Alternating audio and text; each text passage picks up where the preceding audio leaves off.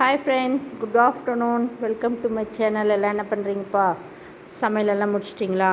நான் முடிச்சிட்டேன். தம்பிக்கு சாப்பாடு போட்டிருக்கேன். இன்றைக்கி நம்ம வீட்டில் என்ன லஞ்சுன்னு தம்பி சொல்லுவார். வாங்க பார்க்கலாம்.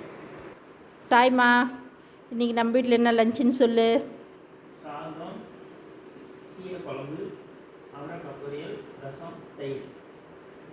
சிம்பிளான லஞ்சு தான், ஹெல்த்தியான லஞ்ச் இன்றைக்கி. எப்படி இருக்குது சமையல்னு சொல்லு. அப்படியே கீரை கூட்டது, குழம்பு இல்லை.